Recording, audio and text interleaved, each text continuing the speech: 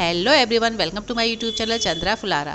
Friends, आज मैं आपके लिए लेके आई हूँ एक्सेल में आज हम सीखेंगे फार्मूलाज टैब के अंदर आने वाला ऑप्शन डिफाइंड नेम। तो मेरी इस वीडियो को आप लास्ट तक देखते रहिएगा। पसंद आने पर प्लीज़ इसे लाइक करें, शेयर करें, सब्सक्राइब करें और बेल आइकन जरूर दबाएं। तो फ्रेंड्स, जैसा कि आप देख रहे हैं, मैंने यहाँ पे एक्सेल ओपन कर रखा है और एक सीट भी बना रखी है और इसी सीट के ऊपर मैं आपको इस ऑप्शन का यूज करना सिखाऊंगी, यानी कि इस ब्लॉक के बारे में बताऊंगी।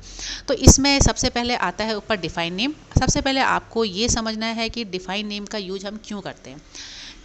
फ्रेंड्स, जैसे कि आप कोई फॉर्मूला लगाते हैं, जब कभी आप सम का फॉर्मूला लगाते हैं तो टोटल निकालने के लिए एक बहुत लंबा फॉर्मूला लगाते हैं। अब जैसे कि यहाँ पे आप एग्जांपल के देखिए, मैंने यहाँ पे टोटल निकाल रखा है तो 140 जो मैंने निकाला है, यहाँ पे आंसर जो मेरा आया है, यानी कि सनी के जो नंबर आए हैं हिंदी, इंग्लिश, मैथ, साइंस में 20, 42, 31, 47, यानी कि इसके लिए फॉर्मूला लगाएंगे इज इक्वल टू सम। ऊपर देख रहे होंगे फॉर्मूला बार में जो लगा हुआ है, is equal to sum bracket start C2 colon F2, यानी कि रेंज ले लेंगे और आंसर आ जाएगा। तो इसके लिए हमने इतना लंबा फॉर्मूला लगाया है। अगर हम सनी का आंसर निकालते हैं, डिस्काउंट निकालते हैं, क्वांटिटी निकालते हैं, परसेंटेज निकालते हैं और उसके लिए हमें वैल्यू नहीं डाल के बल्कि हम केवल सनी का अगर नाम डालते हैं तो हमारा आंसर ऑटोमेटिक अपने आप निकल जाएगा। अब देखिए, पहले समझ लेते हैं, आप ऐसे समझ में आपको नहीं आएगा। इस कॉलम को तो मैं डिलीट कर देती हूँ, इसको मैंने डिलीट कर दिया। अब देखिए, यहाँ पर 140 आंसर आया है। इसे हम पहले नाम को डिफाइन करते हैं, सनी के नेम को डिफाइन करते हैं। तो डिफाइन नेम में हम आएंगे और यहाँ पर टोटल नंबर लिखा हुआ है। तो टोटल नंबर क्यों लिखा है? क्योंकि मैंने कर्सर जो है टोटल के नीचे रखा था। तो यहाँ पर मुझे नाम डिफाइन करना है सनी का, तो यहाँ पर मैं सनी लिख देती हूँ। मैंने सनी लिख दिया है। उसके बाद आता है स्कोप में वर्कबुक रखना है आपको, क्योंकि हमें अपनी वर्कबुक में कहीं पे भी अगर मैं सनी का टोटल निकालती हूँ तो मुझे बार बार अलग से यहाँ पर सेटिंग करने की ज़रूरत नहीं है, इसलिए मैंने यहाँ पे वर्कबुक रखा है। आप नीचे देखेंगे तो यहाँ पर शीट 1 भी लिखा हुआ है। अगर आप शीट 1 में लगाना चाहते हैं, शीट 2, शीट 3 भी यहाँ पर अगर जितनी इंसर्ट करेंगे उसके अंदर भी लगाना चाहते हैं तो उसके लिए आपको वर्कबुक लेना पड़ेगा। अदरवाइज आप एक सीट करके भी इसके अंदर सेटिंग स्कोप में डाल सकते हैं। चलिए आगे बढ़ते हैं। अब है रेफर टू। अब रेफर टू के अंदर यहाँ पे हमें डालना पड़ेगा सनी के जितने भी नंबर हैं वो सारे हमको यहाँ पर रेंज लेनी पड़ेगी। ये रेंज मैंने ले ली है। ओके करते हैं। ओके करने के बाद ये नाम हमारा आ चुका है। अब मेरा नाम सनी जो नाम है मैंने क्या सेट किया या नहीं, या डिफाइन किया नहीं, इसको देखने के लिए यूज इन फार्मूला में जाएंगे और आप यहाँ देखेंगे सनी नाम आ चुका है।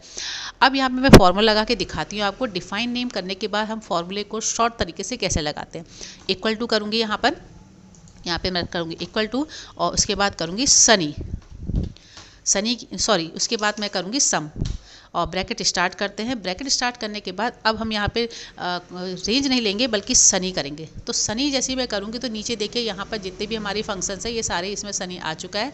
यहाँ पे मैं सनी को क्लिक करती हूँ और यहाँ पे ब्रैकेट कर देती हूँ बंद, और जैसे ही मैं ब्रैकेट बंद करूँगी, एंटर करूँगी, मेरा आंसर आ जाएगा। तो देखिए यहाँ पर मेरा आंसर आ चुका है। अब आपको एक चीज़ याद रखनी है, यहाँ पर जो शॉर्टकट से हम आंसर निकालते हैं या भी कोई भी आंसर निकालते हैं, चाहे सम हो, डिस्काउंट हो, क्वांटिटी हो, तो यहाँ पर शॉर्टकट आपका काम नहीं करेगा। देखिए सब में 140 आ गया। अगर मैंने ड्रैग किया या फिर मैं कंट्रोल टी करके भी हम शॉर्टकट लेते हैं तो यहाँ पे देखिए 140 ही आया है। तो यहाँ पर शॉर्टकट आप काम नहीं करेंगे। ये सिर्फ नाम को डिफाइन करने के लिए ही इस ऑप्शन का हम यूज करते हैं। उसके बाद हम यहाँ पे रमेश भी ले लेते हैं, एक नाम और डिफाइन कर लेते हैं। तो डिफाइन नेम पे क्लिक करेंगे, यहाँ पे लिखेंगे रमेश और वर्क बुक ले लेते हैं और यहाँ पर रेंज ले लेते हैं। तो रेंज में हम ले लेंगे रमेश की रेंज और ओके कर देते हैं। ओके करने के बाद अब देखिए मैं फिर से फॉर्मूला लगाती हूँ इक्वल टू सम और यहाँ पे लगाते हैं हम ब्रैकेट, और ब्रैकेट लगाने के बाद मैं रमेश टाइप करूँगी तो नीचे रमेश देखिए यहाँ पे आ गया है। इसे डबल क्लिक करते हैं, ब्रैकेट कर देते हैं बंद, ओके करते हैं, आंसर हमारा आ चुका है। तो फ्रेंड, इस तरह से हम अपने नाम को डिफाइन करके लंबे लंबे जो हम यहाँ पे लगाते हैं फॉर्मूले, उससे बच सकते हैं और हमारा टाइम भी यहाँ पे बहुत बच सकता है। अब उसके बाद नेक्स्ट यहाँ पे आता है नेम मैनेजर। तो नेम मैनेजर का क्या यूज होता है अब ये समझ लेते हैं। तो नेम मैनेजर को जब हम क्लिक करते हैं तो यहाँ पर आप देखेंगे जितने हमने नेम डिफाइन किए हैं यहाँ पर सारे आ चुके हैं। यानी कि मैंने रमेश का नाम एक डिफाइन में डाला था और एक सनी का डाला था, दोनों का यहाँ पे आ चुका है। अगर आपको इसमें कोई एडिटिंग करनी है तो आप यहाँ पर रमेश की जगह, जैसे मैंने कैपिटल लेटर में आर नहीं लिखा था तो मैं यहाँ पे कैपिटल लेटर में आर कर देती हूँ और ओके कर देती हूँ। तो ये नाम हमारा देखिए कैपिटल में हो चुका है एडिट करके। अब सनी का भी एडिट कर लेते हैं और यहाँ पे सनी को भी मुझे कैपिटल लेटर में लिखना चाहिए था, और यहाँ पे ओके करते हैं तो देखिए ये हमारा कैपिटल लेटर में हो गया। और अगर आपको डिलीट करना है तो आप यहाँ से डिलीट भी कर सकते हैं, और एक नया और आपको डिफ़ाइन करना है तो यहाँ से एक नया नाम और डिफ़ाइन कर सकते हैं। इसे क्लोज कर देते हैं। अब फ्रेंड्स आते हैं हम क्रिएट फ्रॉम सिलेक्शन में। तो पहले हम इन दोनों को पहले डिलीट कर देते हैं। ये मैंने डिलीट कर दिया, ओके, इसे भी डिलीट कर दिया, ओके, क्लोज कर देते हैं। अब create from selection, create from selection का यूज कब करते हैं, पहले हम इसे डिलीट कर देते हैं। क्रिएट फ्रॉम सिलेक्शन पहले हम इसे खोल के देख लेते हैं। देखिए यहाँ पे टॉप रो, लेफ्ट रो, बॉटम रो, राइट कॉलम, ये सब आ रहा है। तो इसका यूज तब करते हैं जैसे कि आपने अभी सनी के नंबर निकाल रहे हैं, रमेश के नंबर टोटल निकाल रहे हैं। अगर आपको कहा जाए हिंदी में टोटल नंबर कितने हैं इन सब के, इसको निकालना है तो आपको कॉलम वाइज आंसर निकालना पड़ेगा। और अगर आपको अचानक से पूछ लिया जाए नहीं सनी का भी बताइए, तो जितने बार आपसे पूछा जाएगा उतने बार आपको नाम डिफ़ाइन करना पड़ेगा। तो नाम जो है इस तरह से डिफ़ाइन करेंगे तो आपको बहुत टाइम लग जाएगा और आप भी इरिटेट हो जाएंगे। तो क्यों ना हम एक बार में ये सब चीज़ कर लें। तो उसके लिए हम यहाँ पे क्रिएट फ्रॉम सिलेक्शन में जाते हैं और यहाँ पर मैं पूरा रेंज एक बार ले लूँगी। तो देखिए मैंने पूरी सीट को सेलेक्ट कर लिया है, यहाँ पे मैंने सेलेक्ट कर लिया, और सेलेक्ट करने के बाद क्रिएट फ्रॉम सिलेक्शन में जाएंगे। अब टॉप रो और लेफ़्ट कॉलम में अपना ऑटोमेटिक ही इसने ले लिया है, टिक कर दिया, यानी टॉप रो में हमारी हेडिंग है और लेफ़्ट कॉलम में हमारी हेडिंग है, दोनों को इसने ऑटोमेटिक ले लिया है। ओके कर देते हैं और हमारे ये सारे नाम ऑटोमेटिक अपने आप डिफाइन हो गए।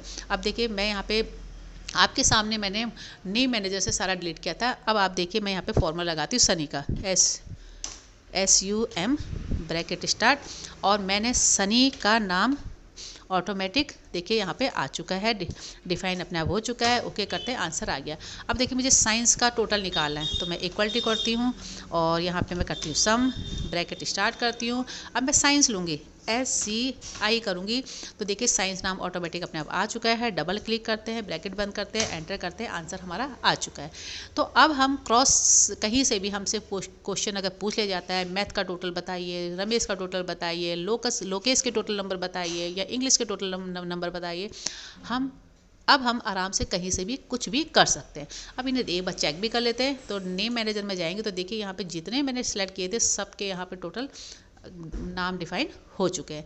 तो इस तरह से फ्रेंड्स हम अपने टाइम को बचाने के लिए डिफाइन नेम का यूज करते हैं, और किसी भी नेम को हम अपने फार्मूलाज में यूज कर सकते हैं। लंबे लंबे फार्मूला यूज करने के बजाय हम एक सिंगल नेम को डिफाइन करके उसका यूज कर सकते हैं। फार्मूला की जगह हम एक सिंगल नेम को भी ले सकते हैं।